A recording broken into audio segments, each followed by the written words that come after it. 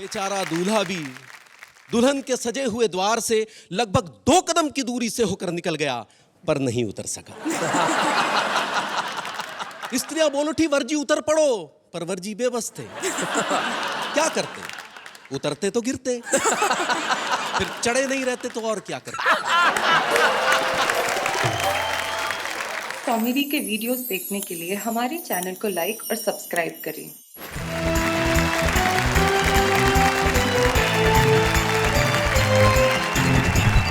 हमारे साथ हमारे 3 साथी बैठे और तीनों ही अरे मधुप जी, आप मधुप जी माफ करना, मुझे नहीं मालूम था आप आने वाले। मैंने अभी आपकी कविता सुनाई। आप वो तो नहीं सुनाने वाले ना? नहीं। हमारे साथ श्री मधुप पांडे हैं जो नागपुर से आए हैं और लगभग 45 सालों से हिंदी कवि सम्मेलन के मंचों पे कविता कर रहे हैं। भाई क्या बात है मधुप पांडे जी। मधुप पांडे जी के बाद तुक बैठे हुए हैं हर जी। आप एक बार ऐसे कीजिए।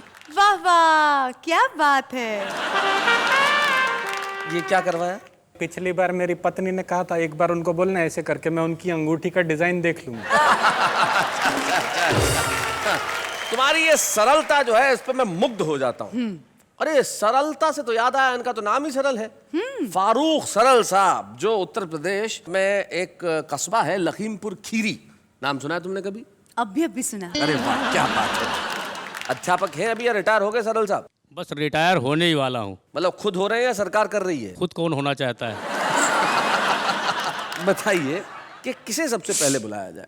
ये अंकल जो कब से चुपचाप बैठे हैं ना, उनको। अंकल? क्या लाइनें कह दूं? जी बिल्कुल कहिए, आपको अंकल कहा तो बनता है आपका कहना। कि बुढ़ापे में जाए कहाँ, इश्क के मारे बुढ़ापे में जाए कहाँ, इश्क के मारे डाई से एक एक बाल रंग डाला, दाढ़ी को रंगने से मुंह भी हुआ काला, फिर भी निगोड़ी ये शैतान की खाला, मुझे अंकल ही अंकल कह के पुकारे, बुढ़ापे में जाए कहाँ, इश्क के मारे। फारूक सरल साहब, मैं जानता हूं कि आपको अभी कुछ देर आराम की जरूरत है। ये अंकल से थोड़ा बाहर निकल आइए। हम चाहते हैं बुलाना उसे जो कुछ दिनों में अंकल बनने ही वाला है, हरजीत सिंह तुक। आइए।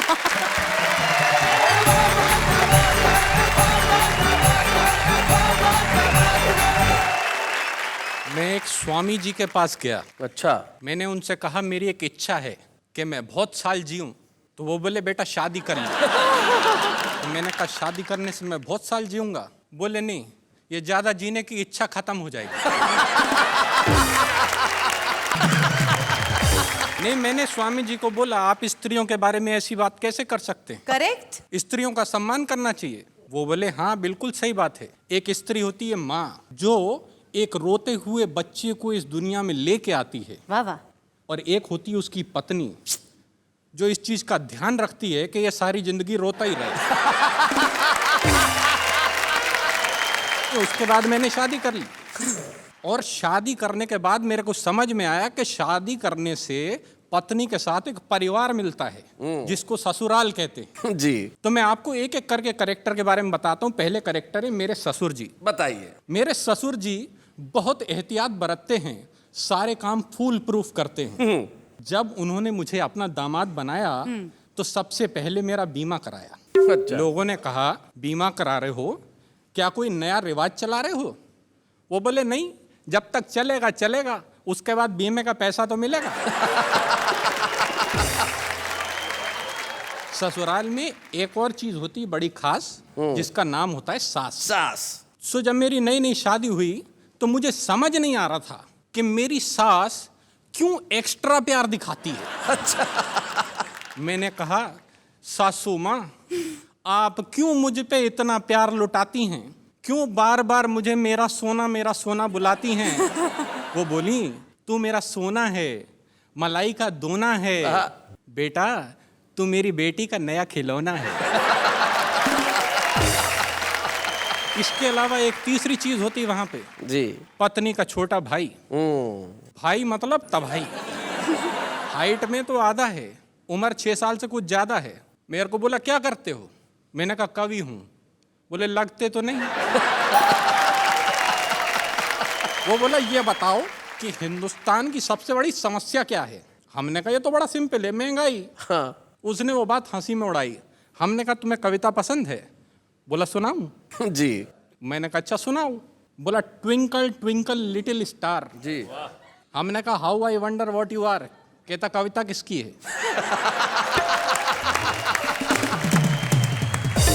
मैंने कहा तेरी है। कहता है तो मेरे हिसाब से सुनो। हाँ। Twinkle twinkle little star, Ram दीन के बच्चे 4, आने वाला है 5वां भाई, और तुम कह रहे हो बढ़ रही है महंगाई। क्या बात है। हमने कहा बहुत अच्छे। कहता है तो दूसरी सुनो। बोला humpty dumpty sat on a wall. अच्छा। Humpty dumpty sat on a wall, देख रहा था गोरे गोरे गाल। वोट डालने गया ना भाई, फिर पूछता है देश की ये हालत किसने बनाई। क्या बात है, बहुत अच्छे, बहुत अच्छे। हमने कहा यार सेटायर ज्यादा हो रहा है, कुछ पारिवारिक सुनाओ। सेटायर ज्यादा हो रहा है। तो कहता अच्छा सुनो।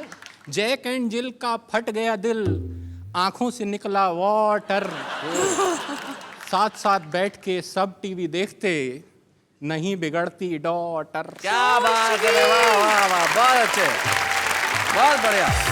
एक और महत्वपूर्ण अंग होता है ससुराल का पत्नी, जिसके होने की वजह से ससुराल होता है। बिल्कुल सही। तो मैं आपको अपनी पत्नी के बारे में बताता हूँ। मैं अपनी पत्नी से बहुत डरता हूँ, सारे कर्म उसके कहे अनुसार करता हूँ। हाँ। दुनिया इसे अच्छा नहीं मानती है, परंतु क्या करूं मित्रों, मेरी पत्नी जूडो कराटे जानती है। तो जब मेरी इस पत्नी ने मुझसे ये कहा कि लड़के का अंग्रेजी स्कूल में एडमिशन कराना है, मैंने कहा अंग्रेजी स्कूल में क्यों? वो बोली मुझे लड़के को कवि नहीं बनाना है। तो मुझे लड़के को लेके अंग्रेजी स्कूल जाना पड़ा। वहाँ जाकर लाइन में मैं हो गया खड़ा। 4 घंटे बाद मेरा नंबर आया। उसके बाद प्रिंसिपल ने मुझे अंदर बुलाया। बोली एक तालाब में 10 मछलियाँ थीं, 4 मर के पानी के साथ बह गईं, तालाब में कितनी मछलियाँ रह गईं? अच्छा। मैंने कहा इस क्वेश्चन में बाकी सारी बातें सही थीं, मगर आप तालाब पे क्या करने गई थी? वो बोली ये क्या बचपना है? मैंने कहा वही तो मैं कह रहा हूँ, एडमिशन मुझे नहीं मेरे लड़के को लेना है। वो बोली अच्छा ठीक है, जाने दीजिए, बाहर काउंटर पे 50,000 रुपया जमा करा दीजिए। मैंने कहा 50,000 रुपया? 50,000 रुपया तो कभी मेरी इंजीनियरिंग की फीस नहीं आई है। वो बोली मिस्टर ये इंजीनियरिंग नहीं, प्राइमरी की पढ़ाई है। क्या बात है। मुझे अपनी पत्नी का ध्यान आया। मैंने लड़के का उस स्कूल में एडमिशन कराया। हाँ। और उसे पढ़ाने लिखाने का हुआ ये परिणाम है। आज पढ़े लिखे बेरोजगारों की लिस्ट में उसका भी नाम है। भला हो परिवार नियोजन वालों का, जिनके कारण एक ही लाल है, जिसे पढ़ाने में ये तुक तुक हो गया कंगाल है। जहां कमर टूट जाती है एक बच्चे को पढ़ाने में, सदियां लगेंगी उस देश को साक्षर बनाने में। भाई वाह वाह वाह, क्या बहुत बात है। भाई, बहुत बढ़िया।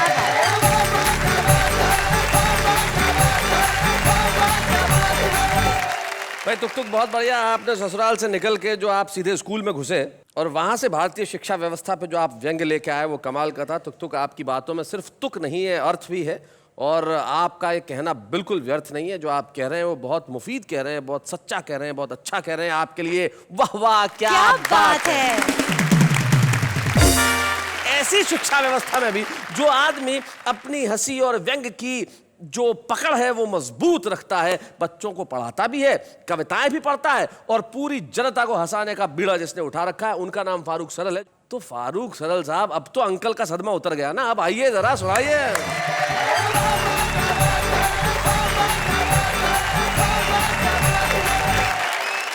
तुक तुक जी ने बताया कि ससुराल तभी जाया जा सकता है जब एक अदद पत्नी हो। पत्नी मिलना बहुत मुश्किल है, लेकिन उसके लिए बहुत सारे तरीके हैं। समाचार पत्र में विज्ञापन दिए जाते हैं, टीवी पर विज्ञापन दिए जाते हैं। जी। मैं भी अपने एक योग्य पुत्र के लिए वैवाहिक विज्ञापन दे रहा हूँ।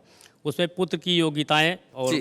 विवाह की शर्तें कि मेरा लड़का है लाखों में एक, साफ दिल का है नीयत का नेक, ऊंचे कुल का है सुंदर लुगाई चाहिए, बकरा बिकाऊ है कसाई चाहिए।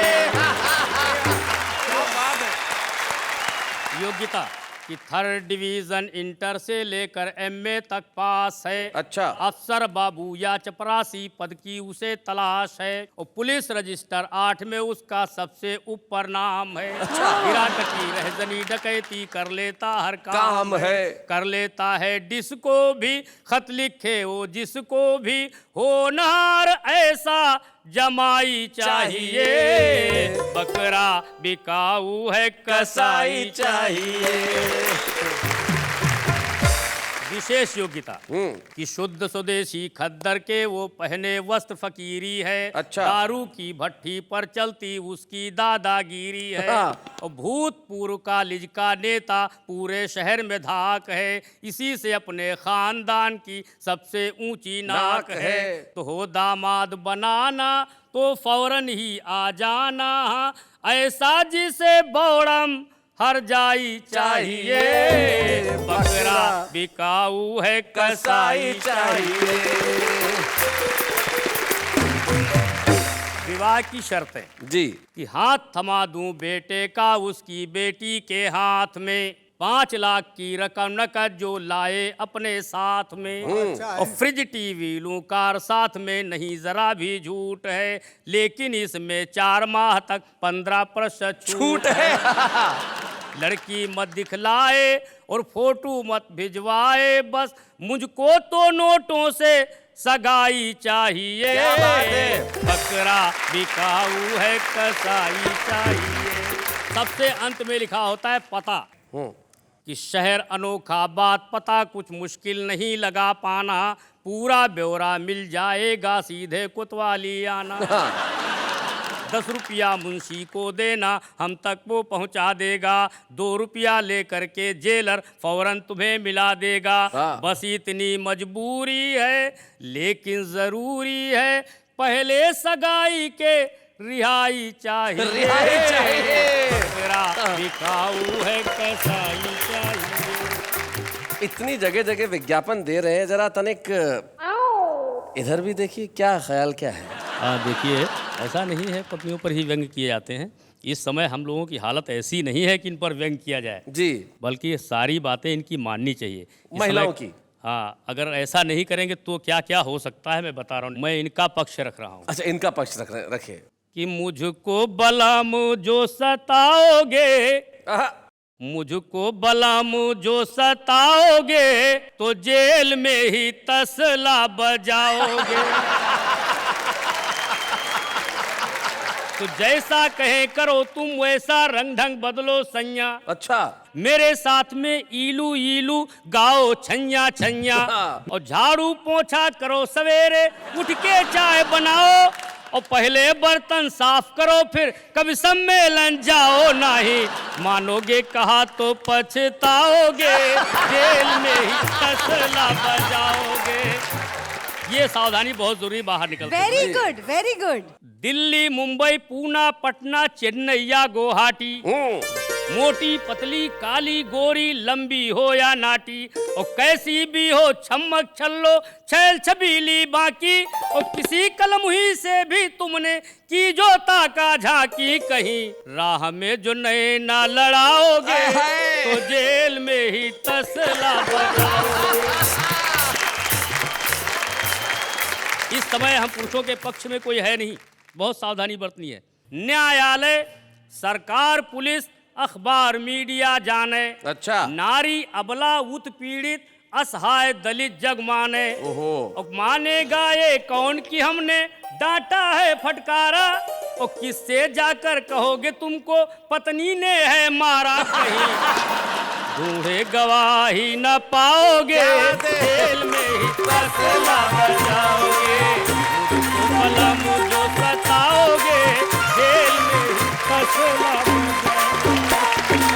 फारूक साहब, आपके लिए दिल से वाह वाह, क्या बात है। वाह वाह फारूक साहब, आपके गीत का क्या असर हुआ कन्या पे कि फारूक अंकल से सीधे फारूक साहब हो गए? भाई वाह वाह वाह, इसे कहते हैं तात्कालिक असर गीत का।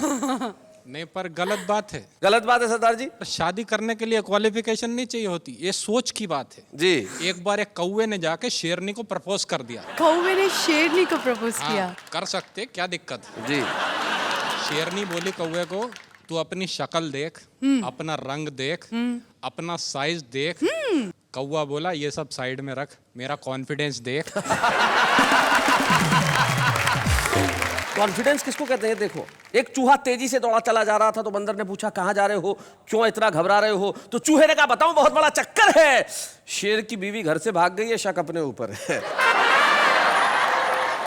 मधुप जी निश्चित तौर पे एक ऐसे कवि है जिनकी ताकत उनके श्रोता रहे हैं, और मुझे याद है वो जमाना जब डंका बोला करता था मधुप पांडे। हिंदी कवि सम्मेलन महाराष्ट्र में मतलब मधुप पांडे। आज भी उनकी वही चमक बाकी है, वही दमक बाकी है, आवाज में वही खनक बाकी है, और आपके लिए हमारे पास वही तालियां बाकी है। मधुप पांडे जी आइए।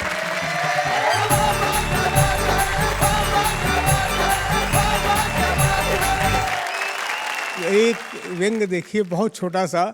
एक दिन क्लास में चला गया और क्लास में जाकर ऐसी सहज मन से बात छेड़नी थी तो पूछ लिया कि क्लास में सबसे बड़ा बेवकूफ़ कौन है। बड़ा सन्नाटा रहा, सा बड़ी देर तक कोई खड़ा नहीं हुआ। एक किनारे फिर एक लड़का खड़ा हुआ छेड़ने के लिए। मैंने कहा कि तुम ही सबसे बड़े बेवकूफ़ हो। बोले नहीं सर, आप अकेले खड़े अच्छे नहीं दिखाई दे रहे थे, इसलिए मैं खड़ा। एक नेता ने अपने 2 चमचों से कहा कि बाजार में जाओ और 3 उल्लू पकड़ कर ले आओ। अच्छा। कुछ दिन इन्हीं से राजनीति का काम चलाओ। चमचे बोले श्रीमान, इस काम के लिए कहीं जाने की जरूरत नहीं है, कहीं जाने की जरूरत नहीं है। एक आप, 2 हम, इस तरह कुल 3 तो हैं।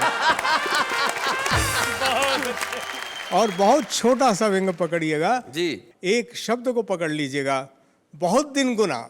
बहुत दिन गुना, और बाद में हमने उनको चुना यह सोचकर कि वे समाज सेवा में अपना जीवन अर्पण करेंगे, हमारा मार्गदर्शन करेंगे। परंतु हाय, चुनकर आते ही उन्होंने अपने आप को राजनीति से जोड़ लिया। अरे मार्गदर्शन तो दूर रहा, मार्ग में दर्शन देना भी छोड़ दिया। क्या बात है भाई, वाह वाह वाह, बहुत अच्छा।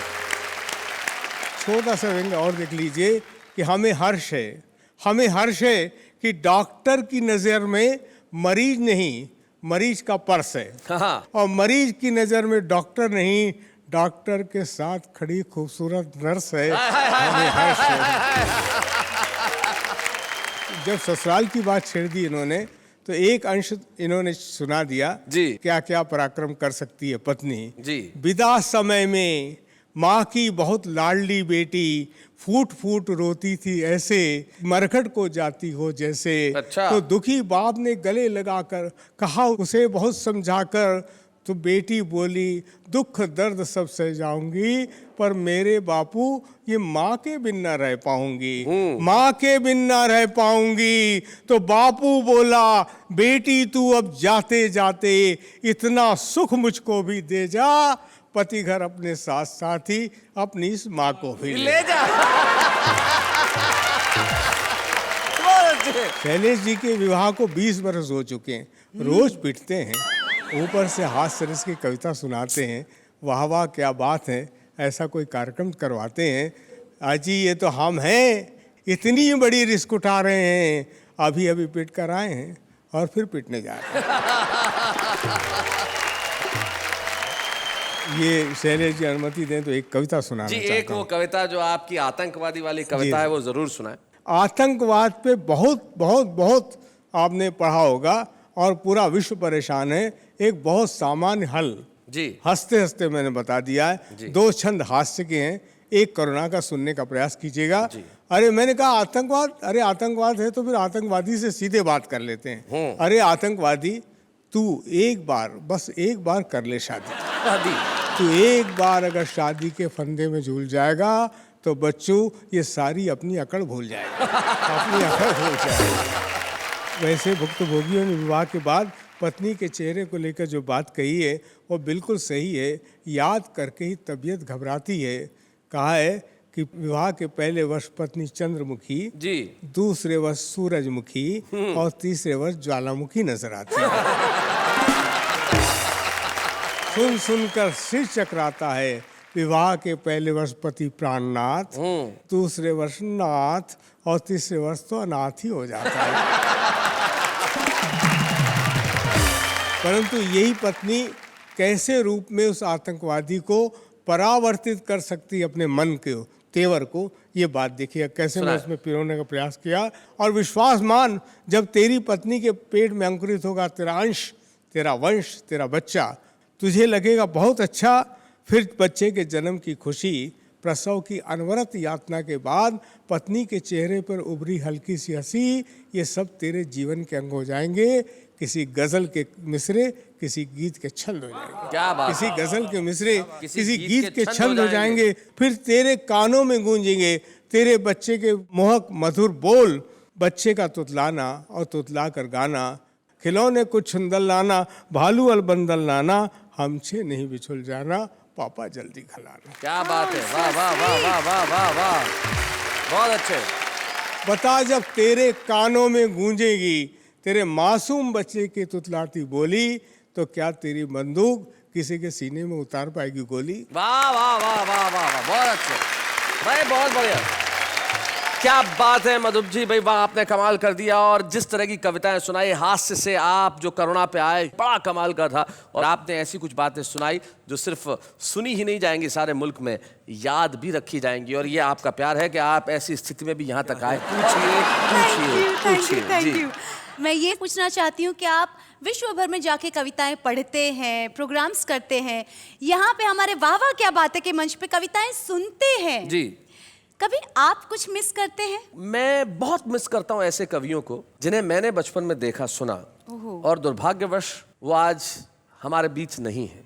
लेकिन कवि कभी मरता नहीं है, क्योंकि उसकी कविता हमेशा अमर होती है। तो आज मैं खुद को और आप सबको एक ऐसा खास मौका देने जा रहा हूं जिसमें हम एक ऐसे कवि की रचना सुनेंगे जो हिंदी हास्य कविता का सिरमौर था। एक ऐसे कवि जिनका नाम था श्री ओम प्रकाश आदित्य। और आज उनकी विशिष्ट कविता को पढ़ने के लिए हमारे पास एक विशिष्ट अभिनेता उपस्थित है, एक खास मेहमान, लापता गंज के मुकुंदलाल यानी कि दोहिता अश्वगौड़।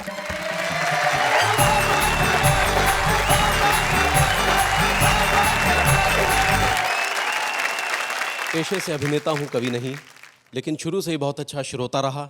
इसलिए अच्छी साहित्यिक रचनाओं को कैसे समझना है, कैसे आत्मसात करना है, ये खूबी बचपन से ही मेरे अंदर रही। क्या बात है। अब जो कविता सुनाने जा रहा हूं वो है ओम प्रकाश आदित्य साहब की दूल्हे की घोड़ी। कविता भी वही चुनी जो आपके पसंद की, रोहित अश्व, अश्व मतलब होता है घोड़ा, घोड़ा। तो इन्होंने दूल्हे की घोड़ी ही चुनी भाई, क्या बात है। नया नया दूल्हा था और नई नई घोड़ी थी। बाजे डुलते थे, छत तब डुलते थे, बाराती आपस में मिलते थे जुलते थे, हाँ, करते थे रंगरलियां, लोग सब मचलते थे, दूल्हे के संग संग दर्शक भी चलते थे। घोड़ी चौकन्नी थी, दाएं अख बाएं अख गर्दन हिलाती थी, मुड़ मुड़ के रुकती थी, रुक रुक के मुड़ती थी, हाँ। आगे से उठती थी, पीछे से झुकती थी। युद्धों के योग्य थी, शादी में द्रव थी, वकीलों के तर्कों से ज्यादा सतर्क थी। बेचारा दूल्हा भी घोड़ी की गतिविधियां देखकर काफी चौकन्ना था। उसका इस यात्रा में दुल्हन से ज्यादा इस घोड़ी पर ध्यान था। गर्दन पर आंखें थी, टांपों पर कान था, मन था उतरने का, कह नहीं सकता था। अपनी दुर्बलता औरों के सामने सह नहीं सकता था। तभी किसी ने पीछे से निकम्मे गोले सा फोड़ दिया।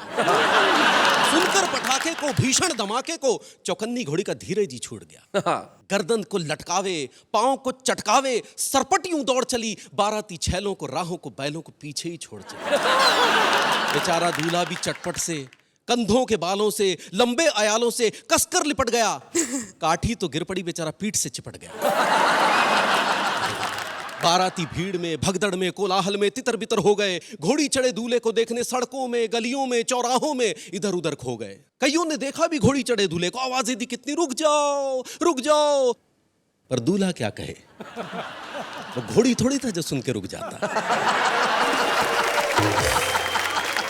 घोड़ी चलचित्र सी, कुल के कुपात्र सी, आवारा छात्र सी, मन की उमंग सी, उछल तरंग सी, सरपट यूं दौड़ी थी, लगता था कि जग में घोड़ी ही घोड़ी थी। क्या बात है, वाह वाह वाह, बहुत अच्छे। बेचारा दूल्हा भी दुल्हन के सजे हुए द्वार से लगभग 2 कदम की दूरी से होकर निकल गया, पर नहीं उतर सका।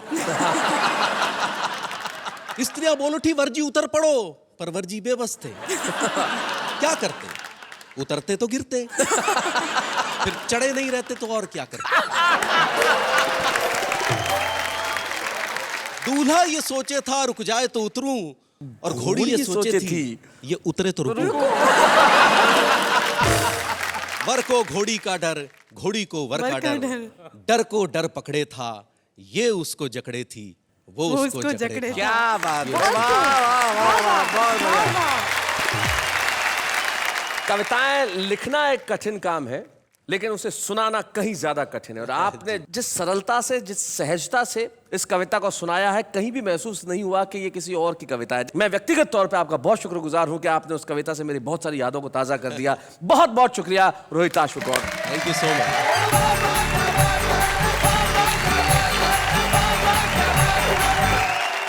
रोहित आश्व जी ने कितनी बेहतरीन तरीके से कविता पढ़ी। बेशक। क्या आज भी ऐसे कविताएं लिखी जाती है? देखिए, कविताएं ऐसी लिखी जाती है या नहीं, ये एक बहस का विषय हो सकता है, लेकिन सबसे बड़ी चीज ये है कि कविताएं लिखी जा रही हैं। ऐसे बहुत सारे छुपे रुस्तम हैं जो न जाने कहाँ कहाँ छोटे छोटे गांवों में, कस्बों में है, लेकिन बहुत अच्छी कविताएं लिख रहे हैं। और आज एक बेहद छोटे से गांव मध्य प्रदेश में बेटमा से हमारे बीच में एक ऐसा कवि आता है जिसमें भरपूर संभावना है। वो आज छुपा रुस्तम जरूर है, लेकिन निश्चित तौर पर कल वो एक बड़ा नाम होगा। संजय खत्री, बेटमा से।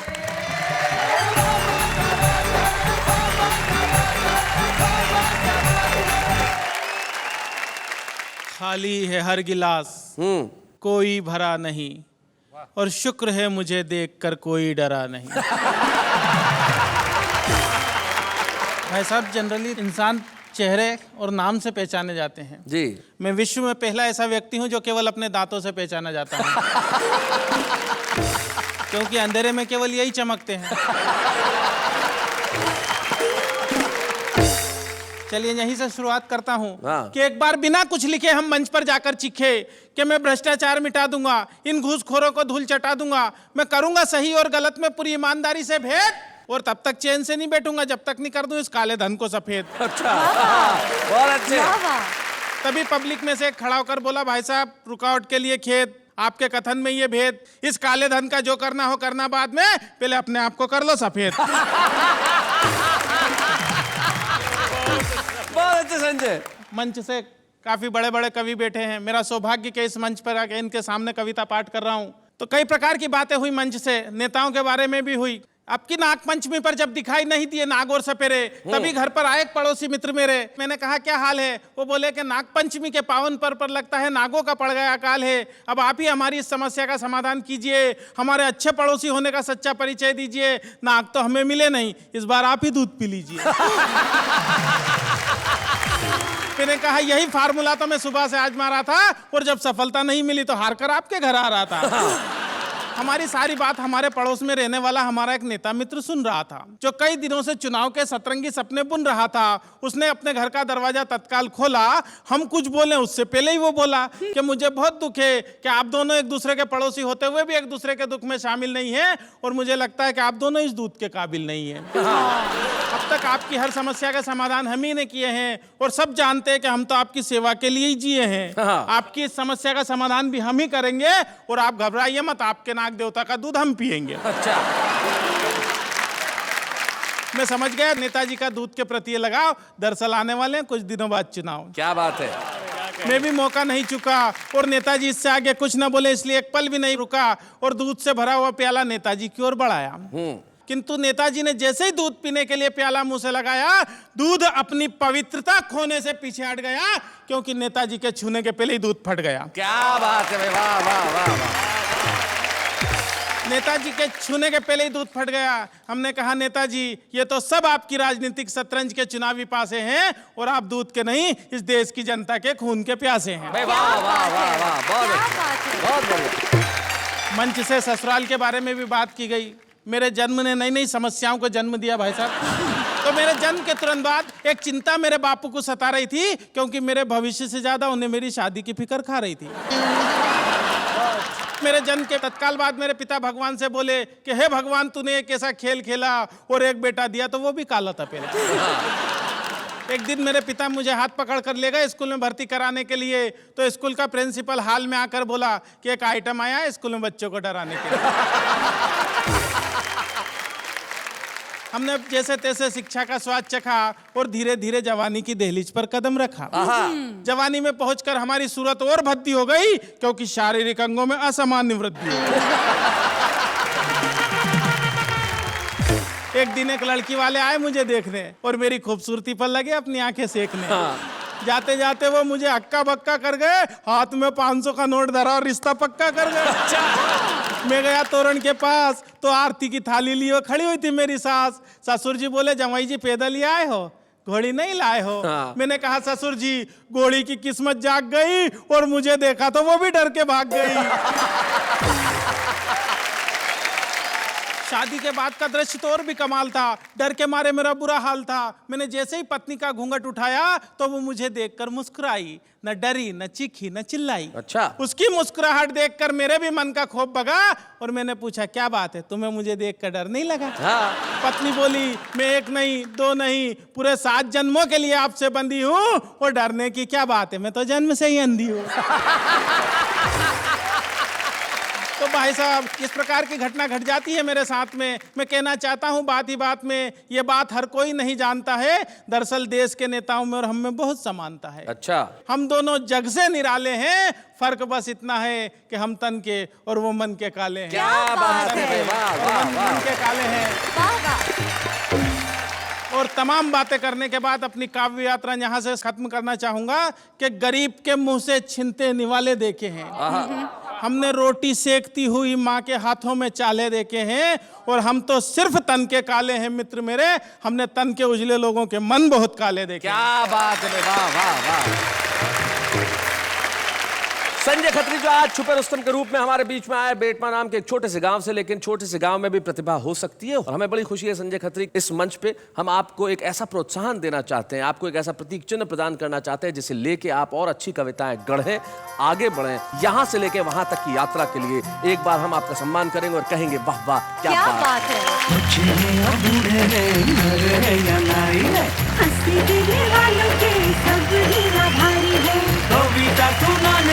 अब सबके साथ है। जब कोई नई प्रतिभा आगे बढ़ती है तो हमें बड़ी खुशी होती है, और जब नई प्रतिभा किसी छोटी जगह से आती है तो ज़्यादा खुशी होती है। इस देश के हर गांव, हर शहर, हर गली, हर कूचे, हर मोहल्ले में बसने वाले हर छुपे रुस्तम को हम करते हैं प्रणाम। भाई हमारे सामने जो कवि बैठे हैं, ये कवि तो कमाल के हैं, इनके जीवन में एक और कमाल की बात है, इनके बारे में बताना चाहता हूँ कि इन्होंने अपनी शादी में एक भी पैसा दहेज में नहीं लिया था। अरे वाह, ये तो बहुत ही अच्छी बात है यार। सर, मैं आपको प्रणाम करती हूँ, सैल्यूट करती हूँ इस बात के लिए। पूरी बात सुन लो, फिर 2 बार चाहे तो सैल्यूट कर लेना। अच्छा। उन्होंने अपनी शादी के वक्त दहेज इसलिए नहीं लिया था क्योंकि शादी के टाइम कहा था कि मैं एक भी पैसा दहेज नहीं लूंगा, बस सारी जिंदगी मेरी कविताएं सुनते रहना। आज तक इनके ससुराल वाले बहुत पछताते हैं, विद इंटरेस्ट कई बार दहेज ऑफर कर चुके हैं, पर ये है कि मानती नहीं। क्या बात है, आप इंप्रेस हुई ना इनसे? यस। भाई इनकी कविताओं से भी इंप्रेस हुई, इनसे भी इंप्रेस हुई, लेकिन अब उनसे इंप्रेस होंगी जो वहां है। हाँ, देखिए जरा। जा रहे मिस कॉल, उन्हें याद दिलाना है, लौटते समय सब्जी और राशन लाना। कोई उनको दे दे जरूर ये पैगाम, अब न बढ़ाएं सिलेंडरों के दाम। हम तो रात को जागते हैं, सुबह को सोते हैं, इसलिए हमारे सारे काम उल्टे होते हैं। शेर सुनाने वाले तुझे क्या इनाम दूं, ये शेर सुनाने वाले तुझे क्या इनाम दूं, क्या हाथ में थैंक यू कार्ड और मुंह में बनारसी बांध दूं।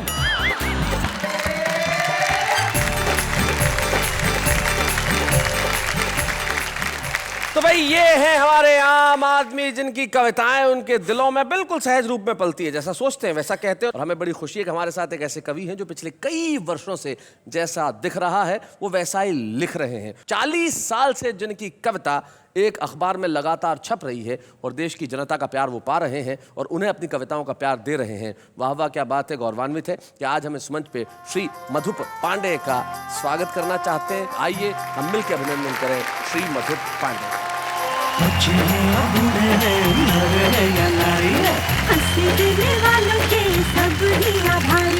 कविता सुनाने वाले अब सबके साथ है। क्या बात है, क्या बात है। और हर सफल पुरुष के पीछे एक स्त्री का हाथ होता है, इसमें कोई शक नहीं। और मधुप जी के जीवन में भी उनकी पत्नी मधुलिका भाभी उनका हमेशा साथ रहा, सहयोग रहा और आज भी वो उनके साथ है। मधुलिका भाभी, कितने वर्ष हुए आपके विवाह को? 50 के आसपास हो ही रहे। कोई ऐसा वाकया, कोई ऐसा क्षण जो आपको याद आता हो? जैसे काका हाथरसी पुरस्कार मधुप जी को मिल रहा था जी। तो हमारे उसी दिन समारोह के दिन हमारे शादी को 25 साल हो गए थे। अच्छा, आपकी सिल्वर जुबली थी? जी, क्या सिल्वर बात है? जुबली थी। जी। तो काका जी ने मुझे आवाज दे के मंच पर बुलाया और कहा कि मधुप जी को ये सम्मान जो मिला है उसके पीछे निश्चित ही हमारी बहू का ही हाथ है, तो मैं चाहूँगा कि सबके सामने मधुप जी इनके चरण छुए और उसके बाद ही ये पुरस्कार ग्रहण करें। अरे फिर क्या हुआ? तो वैसा ही काका जी की आज्ञा का पालन किया मधुप जी ने और झट से हमारे चरण छू लिए। क्या बात कर रही हैं? तो मधुप जी, आपसे एक सवाल करना चाहूंगा, बुरा मत मानना। काका जी तो आपसे बड़े थे, आपने उनकी आज्ञा का पालन किया, छोटों की बात भी मानते हैं क्या? क्योंकि सम्मान तो आज भी हुआ है। क्या बोलते हैं मधुप जी, हो जाए? क्या बोलते हैं? मैं चाहूंगी कि आज मैं इनके चरण क्या भाई, क्या बात है भाई, वाह वाह, बहुत बढ़िया। अंत है, किसी शायर के 2 शेर मुझे याद आते हैं। वो कहते हैं कि कष्टों में मुस्काना सीख, गुस्सा जरा दबाना सीख, तूफानों से क्या डरना, आगे कदम बढ़ाना सीख। तो हम इसी तरह से आगे कदम बढ़ाते रहेंगे। आपको ठीक रात, शनिवार की रात 10 बजे और रविवार की रात को भी 10 बजे ऐसे ही कविताएं सुनाते रहेंगे और कहते रहेंगे वाह वाह क्या बात है।